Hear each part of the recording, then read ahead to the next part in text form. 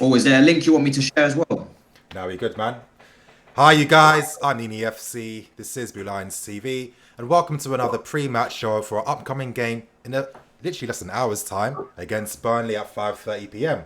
It's great to see all you guys here. You guys know how I do things, of course. We go through the team lineup, giving our thoughts and opinions.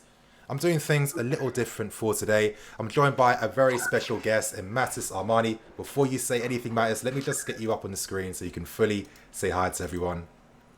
I got you here. And perfect, man. There we go. If you want to say hi to this, if you want to say hi, now's your time. Man, it's great to be here. Honestly, like the grind, the hustle on this channel is unreal. So it's a pleasure. It's an honor to be here. And yeah, man, I've seen the lineup, so let's get straight into it. Let's get straight into the lineup, of course. Okay, as you guys can see, Kepa, Aspie, Tomori, Zuma, Alonso. Of course, normal midfield. Now, in attack, and to be honest, I can't say I'm surprised. I kind of thought we might see something like this, but it's Mason Mount, Willian, and Pulisic with Tammy Abraham up front. So it's pretty interesting to see this, with Hudson on the bench. Of course, wasn't the greatest game versus Ajax. We all know that. Maybe Lampard feels, let me take him up the spotlight a bit. It felt like there was a lot of scrutiny surrounding the player. When guys like Aspie need to come out and defend the player, it tells you that maybe things were going a bit overboard, So, Mattis, man, what's your thoughts and opinions on the lineup? It's an interesting one, because Burnley are a very physical team. So I can see why he's taken Hudson-Odoi out. It's not something that I would have personally done. I personally would have kept him in because he's so dangerous and so creative, and he can, really unlock defenses and break.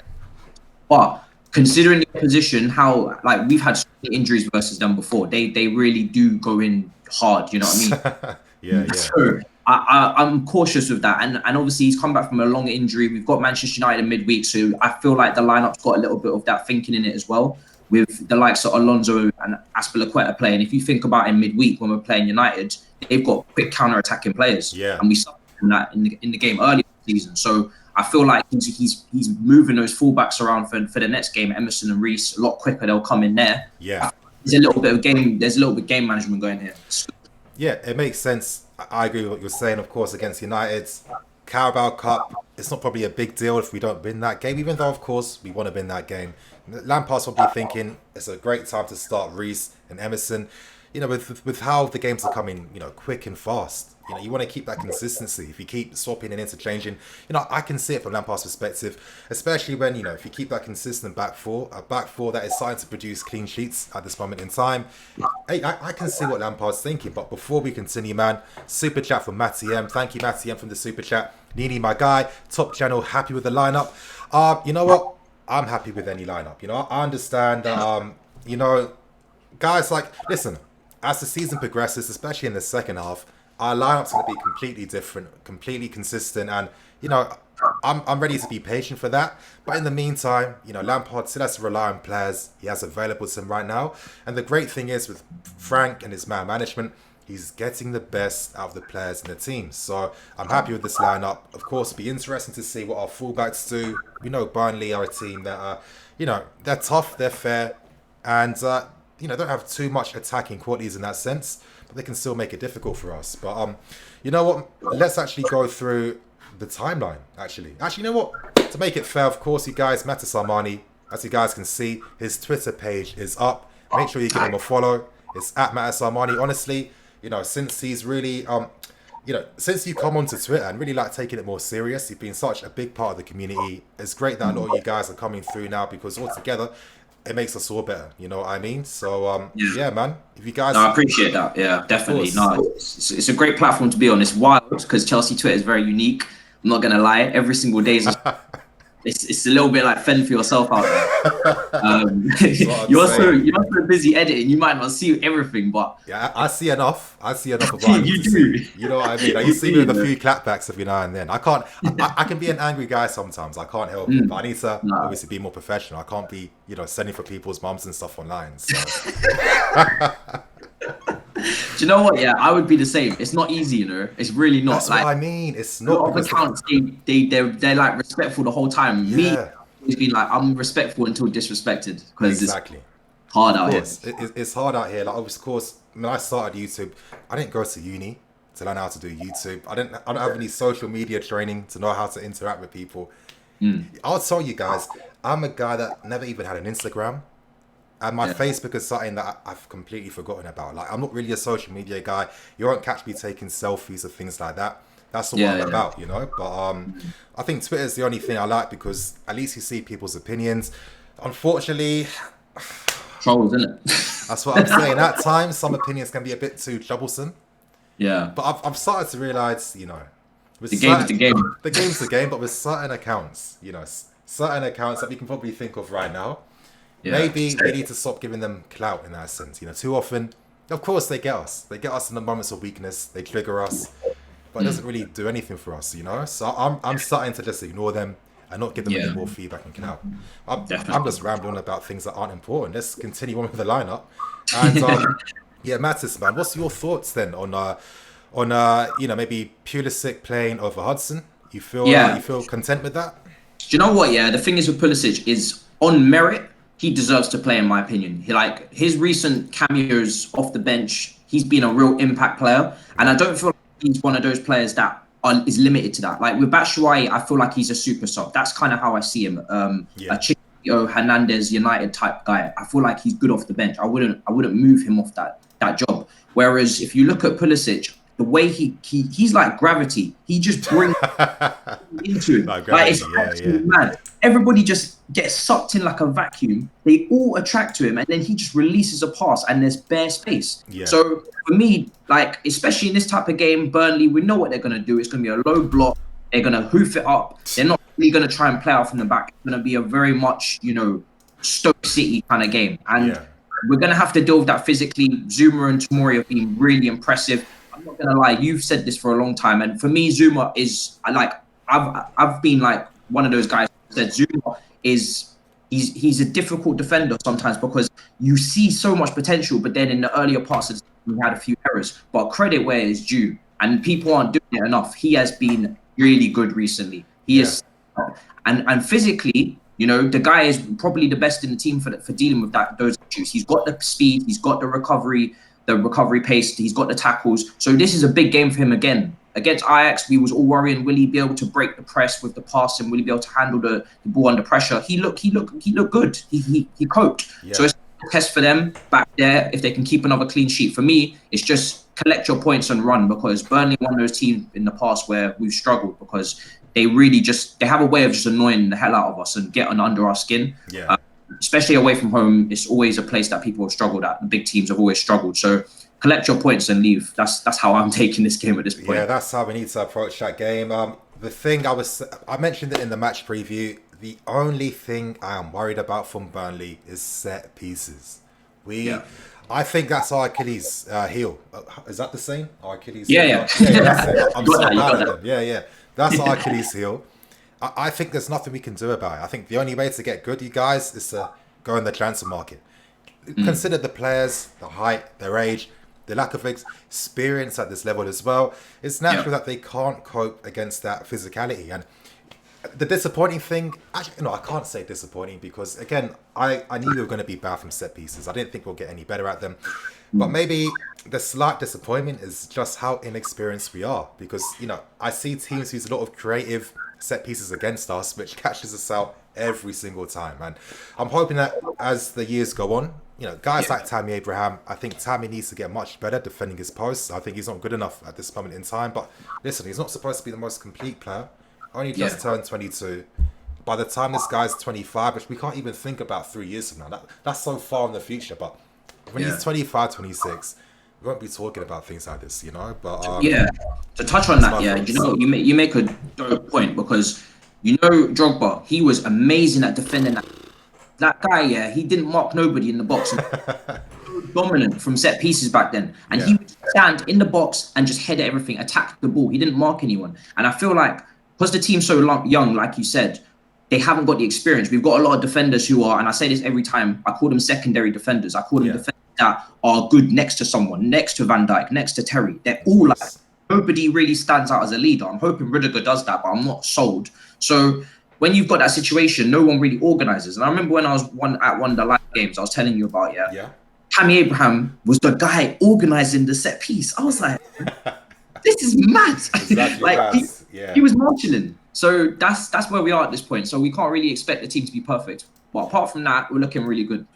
Yeah, I agree, 100% agree, and I think as time goes on, as the seasons go on, we won't be talking about these things anymore. But you know what? Let's actually focus on some questions now from the chat. As you guys can see, starting with Jaspi. Do you think we should go for Koulibaly? Matis, I'll let you answer that one. Look, I love to dream all the time. Dreams, man. Like it's what gets you through these nights. But these cold winter nights, it's not happening. It's not happening, boss. Yeah. Like dealing with ADL is long. Like for me, this transfer window, I would just love us to go in, get our players, and get out. Yeah. We have exactly. And dealing with Napoli is just it's a yearly thing. I think listen, Napoli, it was fun. But I think we're over it now. We're past it. We need to move on. You know, we should have no affiliation with Napoli anymore unless they want to buy players from us. That's the only thing for me. But honestly, I don't think Koulibaly's needed. I think you know, for me, when you make signings like that, you know, he must be like 29 years old. Yeah, you only make big signings like that if you're really going for a Champions League or a Premier League and you're like a favourite. I think we're still maybe one more season away from really competing at the highest levels consistently. We're not too far from that, but I think right now when you've got Zuma, Christensen, Tomori, and Rudy, I think this is a defense that most teams would probably like to have because they're only going to get better. They suit playing a high line. They're technical, good in the air, good 1v1, which is the most important thing. Very good 1v1 defenders, and it's why we can take risks with our defensive line and the counter-attack, because most times, let's be serious, Tomori's winning is 50-50, Zuma is, Christensen is, they all are. But you know what, there's one question I do want to ask you. I'm not really seeing it here, but I think it comes down to Rudiger. Now, for me, I'm not really missing him. I'm not lying. I'm not really missing him. I know last season he had some of his qualities, but at the same time, I've seen those same qualities in our other defenders. What's your thoughts on Rudiger? I couldn't agree with you more. And it's mad because I said this on the timeline and it was an unpopular opinion because at the moment, Rudiger's this player where everybody's like, for me, they're either overhyping him or they're expecting so much of him. Yeah. And he was never that centre-back that was standing above the rest. Yeah. For us to expect him to come back off a long injury, let's not forget. He's a little bit injury prone, but this is a long injury. For him to come back and marshal and take over and be this leader that everybody expects from him, I don't see it. Yeah. Now, if you're talking about players in possession, he's probably the worst. I'm not going to lie. If you're talking about age, he's the oldest. So for me, if he doesn't come into this team and lead and take over like everybody expects, then he's got to be one of the first ones out the door. Because if we're going to go into the market and purchase a leading centre-back like everybody wants, so we can nurture and groom these youngsters and get them up to speed and get our defence sorted for set pieces, why keep an older centre-back who's not doing that job, who's fulfilling that purpose? Yeah. Go get yourself a world-class leader who can marshal. You don't need Rudiger because we've younger players, we've got players that are on probably less money, less wages. This is what the club will be considering, less injury prone. Do you know what I mean? So that's what people need to weigh up. If they're going to overhype Zuma like this, I'm sorry, not Zuma, if they're going to overhype Rudiger like this, and really last season, I wouldn't say he was like a standout performer. Yeah. He has got to come back and do you guys justice, because if he doesn't, it's peak, it's lights up. Of course. This is the thing, like obviously in the team, we can see that we're missing like Kante's, we're missing Rubens, Emerson's, key players that really make a big difference in the first team. But not that I disrespect Rudiger, because he is a good player. There's no denying that. But I've always felt, let's say we look back at older Chelsea teams and we had Carvalho's, Terry's, the old boys back in the day. Is Rudiger really getting in that team? No, he'd be a squad player. The thing that I still hold against Rudiger is that I don't think he's good enough in the air for a defender playing for a club of this level. Too many times I'm seeing him getting caught under crosses strikers are able to win the 50-50 against him at times. He's a bit dirty. I'm not that that's a big deal. Of course it's a man's game, but it's a bit unnecessary for me at times. He gives away unnecessary fouls at times. Listen, I'm not seeing Zuma really giving away too many. Tomori at times, but not too many, even for someone who's 21 years old. Christensen, I'm not seeing that. And I look at the team, we have 4 defenders that have right feet. I think next summer, or when the window's open again, when we can register players, we need a left-footed defender. There's a guy I like, Nathan Aki. The reason why I'd sign him is because he can also play in midfield and as a left-back as well. And, we're constantly going to have injuries. We've got young players. They're going to break down. They won't consistently be able to, keep up that physicality throughout the season. A guy like Nathan Aki could be much more useful for you over the course of a season than a Rudiger, in my opinion. I know I sound harsh, I sound like I'm being dismissive. Personally, I think you've got Aki, Tomori, Zuma, Christensen. I mean, come on, that's the best young central defence team in Europe, in my opinion, Personally, with Aki, the only reason why I would disagree with you there is because I feel like he doesn't improve us. That's my only issue. Like I feel, like I said, I feel like we have a lot of secondary defenders. I don't feel like he's gonna lead or he's gonna take. But here's how I see it, man. I think that obviously Zuma, Christensen, Tomori, they'll be the main 3 fine for the first teams. But most teams don't have, unless you're playing back 3, 3 at the back. Most teams don't need too many like top defenders because most times someone's eventually going to get unhappy. You have to sell him and replace him.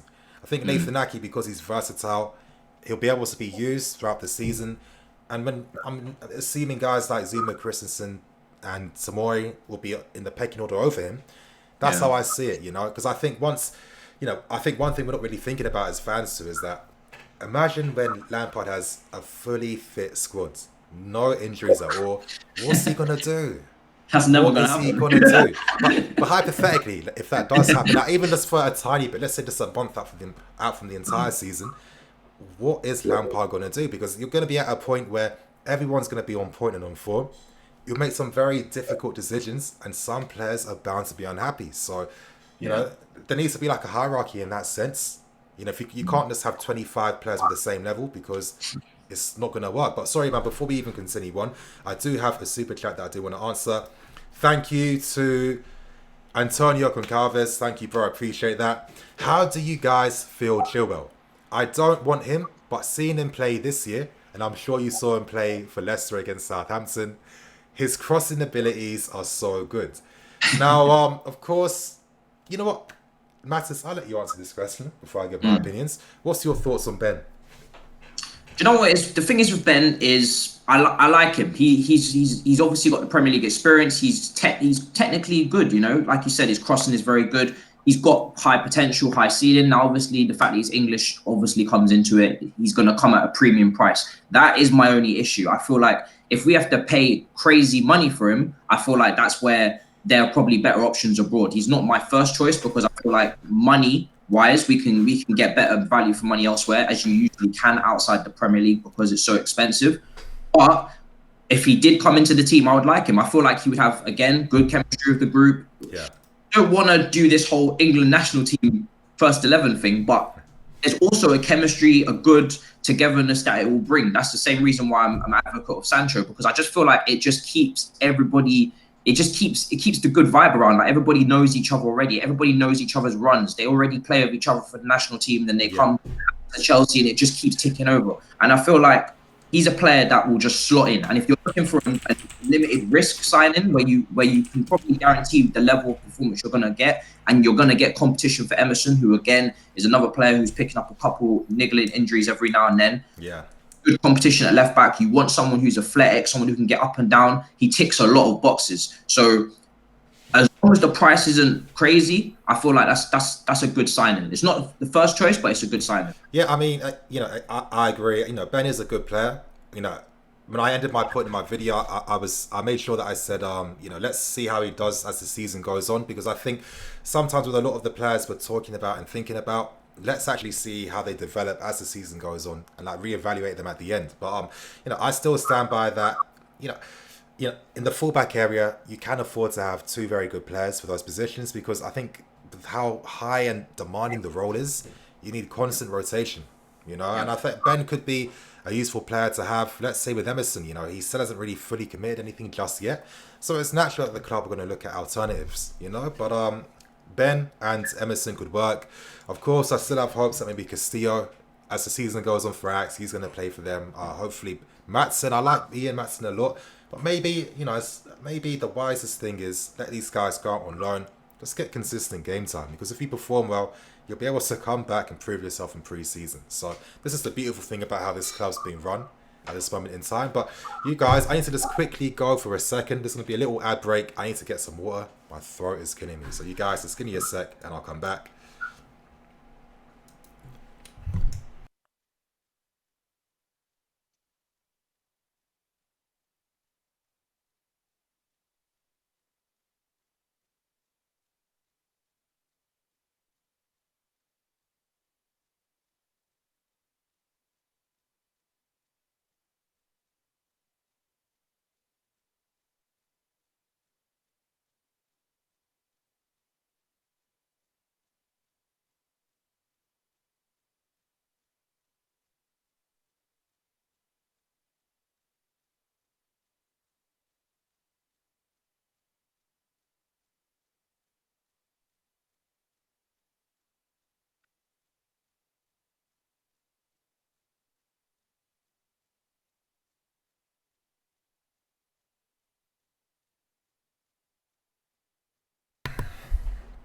Anyway, you guys, I am back. I am back. That's just what you're saying, man. I'm Yeah, good, bro. let's Yeah. continue on with some more questions. Of course, you guys, if you want your question prioritized and really focused on and delved into, send a super chat. That's what the function is there for. But anyway, we move on and let's see what else you guys got to say. Okay, Dan. Dan Best, Tammy Abraham is scoring today. I think he owes us a goal. I think against Ajax, if he had maybe played the entire game, I think he might have got a goal in the end, to be honest. But how are you feeling? Is Tammy going to come through, or is it going to be a struggle for him? Tammy's one of those players, yeah, that has probably impressed me the most this season. From basically one of those players who, from my first thoughts of him before he started playing for us regularly to now, Yeah. he went up the most in my estimation, because I don't think anybody could have really predicted this much of an output from him. Unless you like, obviously, I don't want to be that guy. go I don't on, be want to be that that guy. guy. But I did mention that his mentality is on point. I did mention that he's played alongside these guys already and would suit Lampard's system. So I'm not too surprised because I watched Tammy when he scored 40 goals alongside Solanke when he was playing on the right wing most times. And then I watched him develop in the U teams where he was moved from like this, you know, forward player to a more striker role, where he was playing more with his back to goal and learning how to play that position. So I've seen this guy grow. I've seen what he was doing on loan at Bristol City and Aston Villa. For me, strikers don't even have to be the best technical players. As long as they complement the tactics and the system, that's all you want. So I'm not surprised from Tammy. I think he is going to one day become a 30 goal a season striker. I think it's a matter of time. I mean, we create so many chances for that not to happen, you know? So, He's always available. It's really last season when you've gone to having strikers who really, it's almost like they were afraid of getting the opportunity. You know, there were so many times where we had the ball, we got it into the box, and the only person in there is Kante. And I'm thinking, where oh, wow. and Tammy's always there. It doesn't matter where the chances fall. It doesn't matter what the opportunity is. He's always there to try and take it. And I think the moment that turned it for me was that miss against Liverpool. And I heard the interview after from him. And the maturity, like you said, the mentality. I should never have underestimated Mr. John Terry when he spoke, because he said it. And anybody who didn't listen, I'm included, you have to hold your hands up and say this guy's mentality is on a whole nother level. Like, on the level of the legends gone before us in this era. I'm not gonna lie, his mentality is on that level, really, because the way he speaks, the way he bounces back from situations, he's had a lot of pressure to wear that number 9, and he took it immediately. Exactly. And single opportunity he gets to show that his mentality is on point, he shows you that. So I'm like, the sky is the limit for that guy, honestly. Exactly. I mean, and let's be serious too. Tammy probably is like the Ovi of the Premier League. Like, let's be serious. You know, this guy's got clear. His skin is clearer than my future. Six something. You know what I mean? Like you see, this guy has always got like too much confidence than he should have. You know what I mean? Like, the guy's the OV of the Premier League, so that's how I see it. But anyway, let's go on. Other questions. Rubio, do you think we will see the Diamond 4-4-2 with Odoi and Tammy up front? That would only work if Emerson and James are back, though. I mean, if we ever saw something like that, I don't know what type of opposition we'd be playing against, but I don't know. Hudson to play up front right now, maybe in different seasons, maybe not this season. But let's find some more. Shaquille, the man's mentality is strong boy, 100%. Freddie, really want to see Pulisic and Odoi together. Hopefully in the second half, that is something that we're going to see. I thought they looked exciting against Ajax in that final like 30 minutes. What's your take on this this whole Pulisic? For me, it's been a completely pointless debate on Pulisic, and I'm gonna be cynical, but I feel like maybe some people care about this because they're either too emotionally invested or they want to get easy likes and retweets on social media.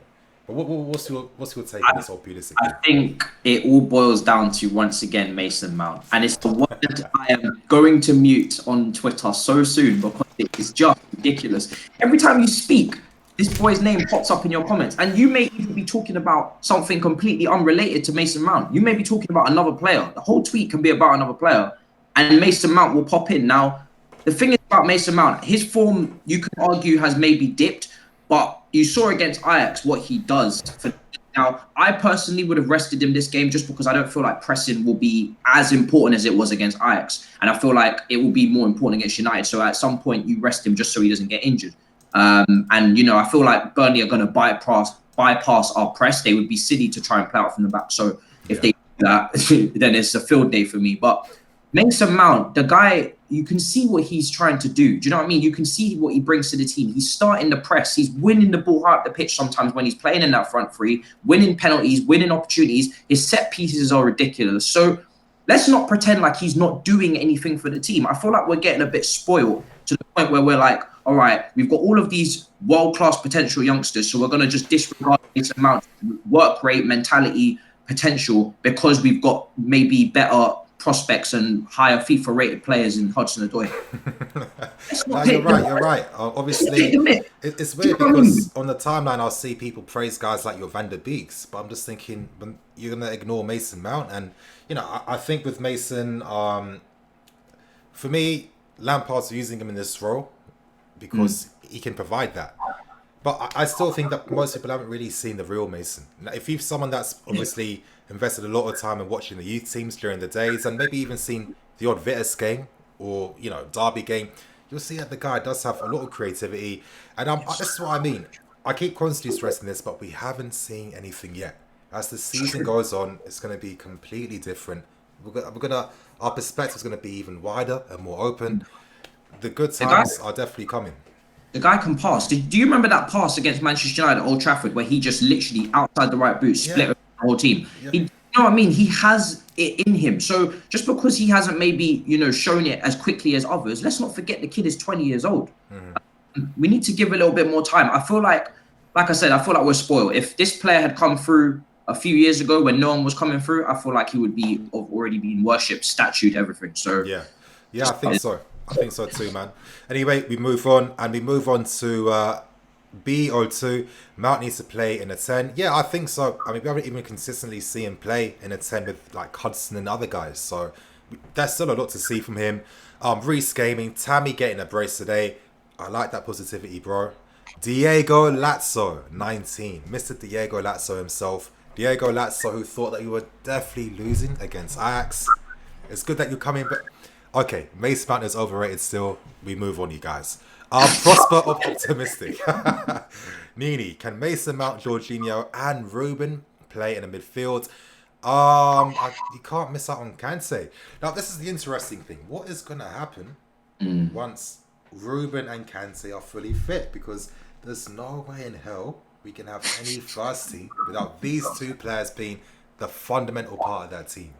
Yeah, I think the strongest midfield is Jorginho, Kante and Loftus-Cheek. That's kind of what we got used to at the end of last year. However, Loftus-Cheek, again, very injury prone, and he's my favorite player. So I don't say that to discredit his ability. I just say that based on the facts of his Reality. injury. Yeah. It's reality. If you don't accept it, then that's your business. But he is injury prone, and there is a risk that he becomes, more injury prone, like a Wilshere, or Oh, God forbid, bro. God forbid. Touch wood. you know, we don't want to think of, we don't want to think about it. We don't want to talk about it. But this is a reality. So when he comes back, he needs to be integrated correctly. And I know Lampard will do this. I don't feel like he will just throw him into the starting 11 like a lot of people want. We're all missing him at the moment. You can see it, but I don't think he goes straight back in because, like we said, this is a high intensity system we're playing. There's a lot of pressing, there's a lot of off the ball work. And for someone who's just come off the back of another long-term injury, and I say another, this guy has to get right back up to speed. So even when he's back training, then he has to get back to match fit. He said the same with Hudson-Odoi. Hudson-Odoi has just managed to do it in, for me, crazy record time. Yeah, because he's younger too, which helps, and he's no And serious it's first injuries. injury. Yeah, exactly. I don't think Loftus-Cheek. It's not a given that he goes through that same recovery. I mean, who knows? I mean, with Ruben, let's remember that his back injury is that's the reoccurring injury he gets. The one he got was that nonsense with the whole charity game, and yeah. His ankle gets busted up because of it. So that's his first ankle injury. So I still feel a bit optimistic in the player. I think he may be able to get back to things, but of course it's going to take him time. I'm guessing maybe sometime during December, hopefully before Christmas. That would be a great present. You know what I mean? But anyway, we move on. We got another super chat here. Thank you very much, Mr. Ndugu Kamal. Thank you, man. And you know what? Let's be serious. I most likely just destroyed that pronunciation. I just can't do it, you guys. I'm sorry. Anyway, your question is: I am excited about the return of Ruben. 100%, man. I think when I saw that game against Ajax, especially the second half, with all that space in their half, I was thinking if Ruben was in the team, what is this guy doing? No player would be able to outmuscle him. The skill and the ability to actually, produce good shots on goal. That's one thing that our midfielders, other than Mason Mount, can't do. Who knows what's going to happen? Could it be Kansé and Ruben in the pivot? Because in the youth team days, the academy days, Ruben was playing in a two. He's played in a two probably for most of his career, to be honest. So I think it's something he can do. Maybe Kansé and Ruben would replace Jorginho and Cover. Who knows? They can both move the ball well. Lampard knows. Listen, Lampard, Morris, and Joe Edwards. These guys know every player inside and out. So they probably already know, and we're not even thinking about it right now. But anyway, we're gonna move on some more. Big Steve, Mount or Oscar? Oh, Mason Mount or Oscar? What are you thinking? Oh, Oscar. Yeah. Do you know what? Yeah. Do you know what's really funny about Oscar? He's one of those players where there was so much potential, but I just feel like he had the wrong.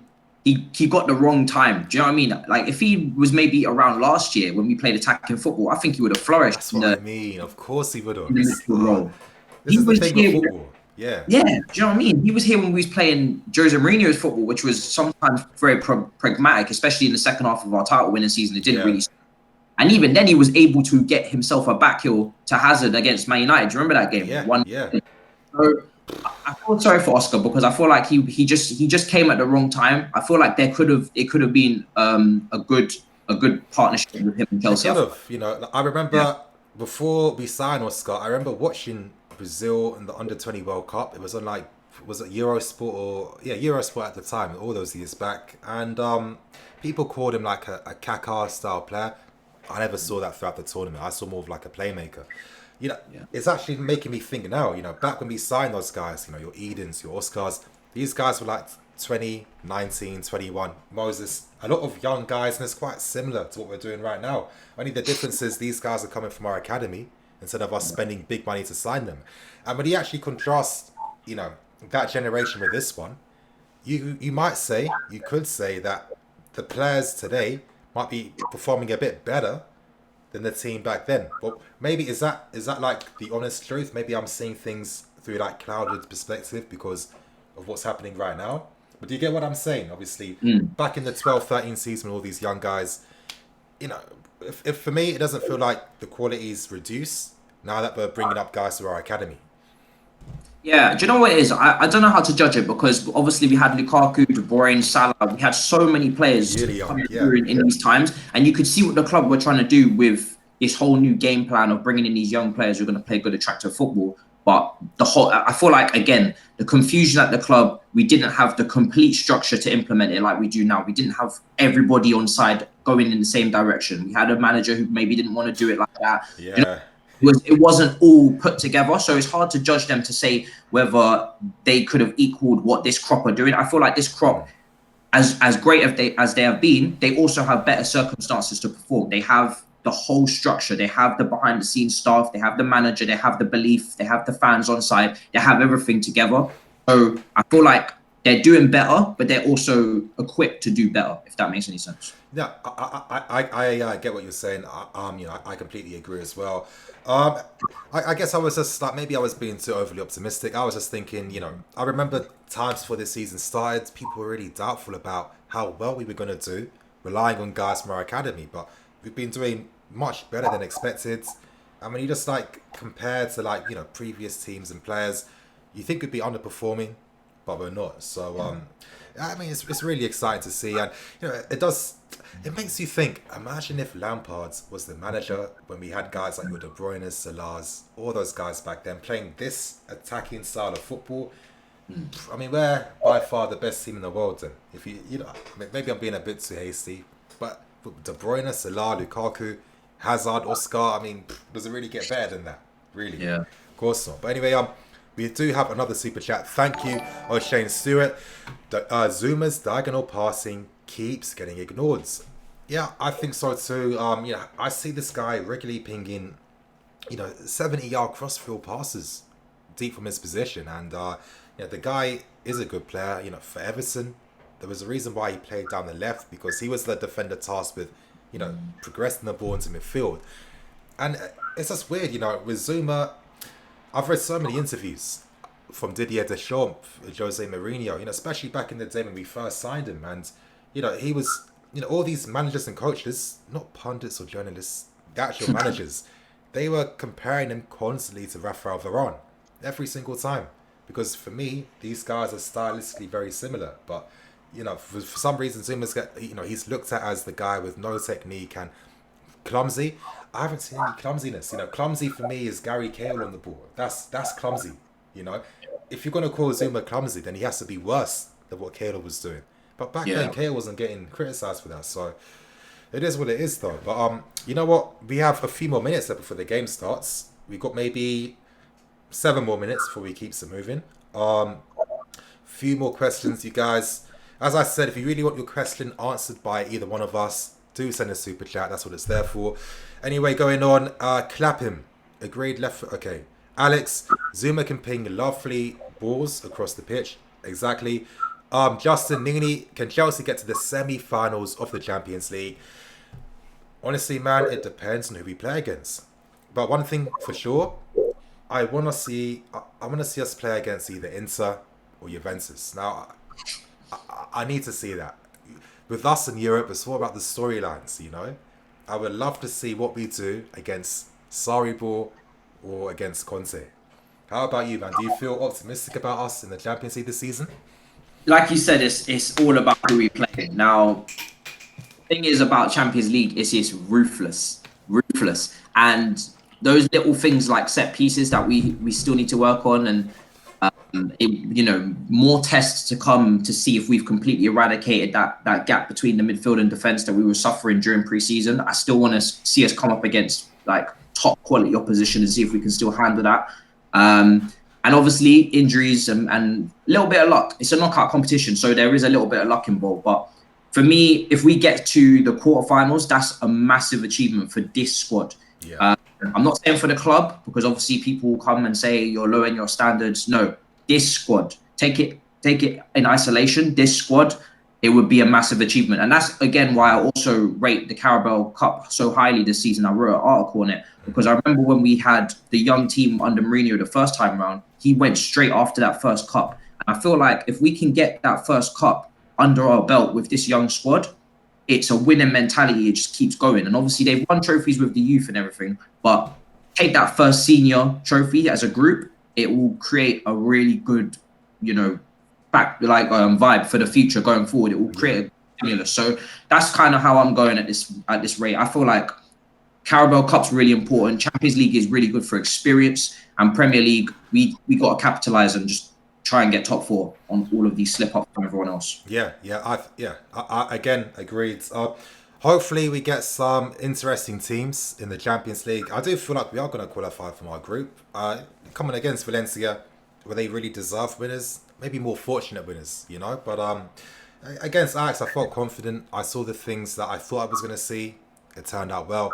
I feel like when we play them again at home, we'll have the advantage, of course. And I mean, who knows? When you get to the group stage knockouts, I think with the style of football we play, which is a very modern style, you see teams all across Europe. Your RB Salzburgs, your Borussia Mönchengladbachs, your obviously Man Cities, your Liverpools.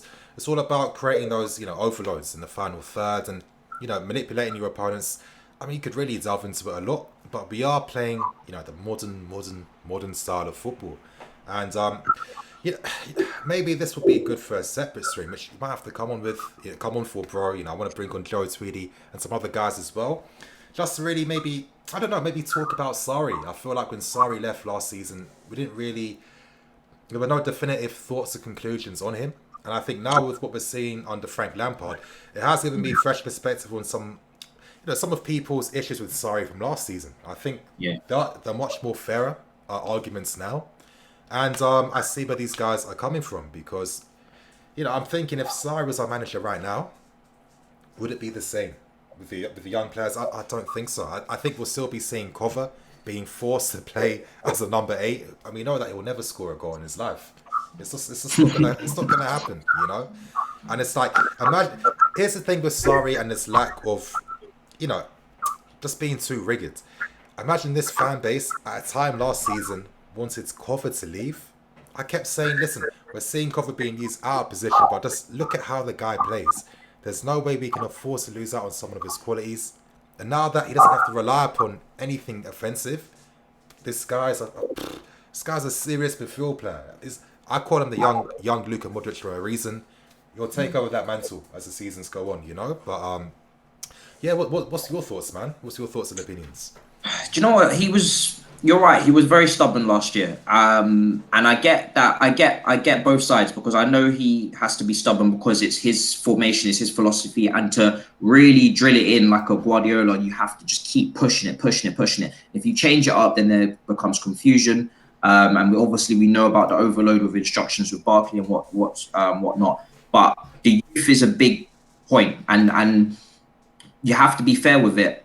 He didn't look like he wanted to use them that much. Now, obviously, he used Hudson-Odoi, but Hudson-Odoi is a special case. Would he have used Tammy? Would he have used any of these? You have to really think about it. It's probably a no. And under a transfer ban, which is such a critical factor to bring in here, we were handicapped. And that means you have to be more flexible. You have to start adapting to the situation. And whether he adapts to the situation as well as now, it's a big doubt because when you have a transfer ban, it's a completely different ball game. People like Jody Morris need to come in, Edwards, and you need to start sussing out who's coming back, who can be played, who can not be played, who's got to come back and bring something to this team. People like Zuma, and I feel like they're more likely to make the correct decisions as you're seeing now, as Sarri would have, because he doesn't know these young players anywhere near as well as Jody, as any of these staff. Exactly. So that's what you have to take into account. And he couldn't be bothered to watch them in the academy last season either. It's true. It's true. I was a big supporter of Sarri, but the thing is with people that love Sarri, I supported him. I love this football, but you have to accept certain things which he didn't do, and not watch youth games. I'm sorry, at a club where the academy is clearly so good, that's not acceptable. Yeah, of course. Gilmore come through? Does Billy Gilmore get a chance? These are the things people have to weigh up. They have to be fair with the situation. 100%. Of course, I agree. Listen, I love Sarri, I still do. I respect him a lot. I thought he was maybe unfairly vilified for a lot of things that he shouldn't have last season. Yeah. But from a footballing aspect, it's all about getting the manager and coach that complements what we want. And for too many years now, we've been signing managers that want to do their own thing. And for me, I was okay with Sarri leaving when I read in an interview that he thought that, when Sarri basically said, I'm going to, listen, in a few years, with the academy. I'm hoping they're going to be playing my style of football. And I was just thinking, hold on. This academy, over the past 7 years, we've been winning every single thing, every single year. Nothing needs to change. I don't know why. Listen, the football, I like Sarri ball. It's nice, but there's no way that you're going to completely just disrupt everything happening at the club to force through a style of football like that. I'm sorry. And it wouldn't have helped us at all. And I'm thinking, if this is what Sarri's grand plan was, then it's okay that he decided that this wasn't for him and he wanted to go. It's life for adults, is how it goes. But honestly, man, you know what? We're here for 2 more minutes. Your score predictions for the game today. Well, what are you thinking? I'm gonna go with 2-1. I feel like we might get hit on a set piece, but I think we'll get the goals needed to win the game. What about you? I want to see another clean sheet. I've gone for 3-0. I've been ambitious. Burnley, you know, from how we played against Newcastle, I like that we didn't play into Newcastle's plan. Newcastle wanted us to just spam crosses into the box non-stop. And of course, if we did that, we'd be giving away free counter-attacks. They'd be dealing with the aerial balls easily because they completely packed their box. And other than Tammy Abraham, who has the height to do anything? No one. So I like how Lampard really got the team to be disciplined in that regards, and I think it'll be something very similar against Burnley. Even though Burnley are difficult, I think every single season they've got weaker. That's the reality. Yeah, they're difficult to play against, but let's say Burnley from 3 seasons ago, you'd be more scared of them because they could really get a result if they had to. Now I think they can compete up to a certain amount of time, and then afterwards the lack of ability shows up. I know it's harsh. That's how I see it. 3-0. I want to see Mason. I want to see Tammy and Hudson-Odoi. I think it's about time. You know, every time players are coming off the bench, they're making things happen. Hey, listen, I appreciate the assist, Hudson, but it's time for a goal, bro. But yeah, obviously, Mattis, man, I've got your Twitter up. If you want to let people know where to find you and what you do before you wrap things up. Bless, man. Thank you. Guys, listen, Twitter's the only place really you need to find me. I write articles for all things Chelsea. They're on there. I do videos, sometimes funny, sometimes serious. They're on there. Blues TV, I work with them and I do videos with them. Fan cams on there. So loads of different things. They're all on Twitter, Matisse Amani or MAH. And all my stuff is on there, yeah, basically. Yeah, as you guys can see on screen, this is his Twitter page right here. And yeah, make sure you follow one of the best accounts to follow.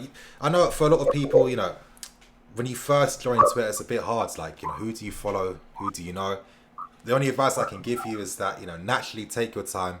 You'll naturally blossom and you'll find more people to follow and interact with. It's just a slow process, but it's worth it in the end. And Mattis is definitely one of those accounts that is a must follow in my opinion. And yeah, you guys, on that note, we're going to wrap things up and keep things moving. Thank you for watching. Please like, comment and subscribe. I'm Nini FC. This is Blue Lions TV. You'll see me for the match review probably 2 hours, maybe 90 minutes to 2 hours after the game. So I'll see you guys later.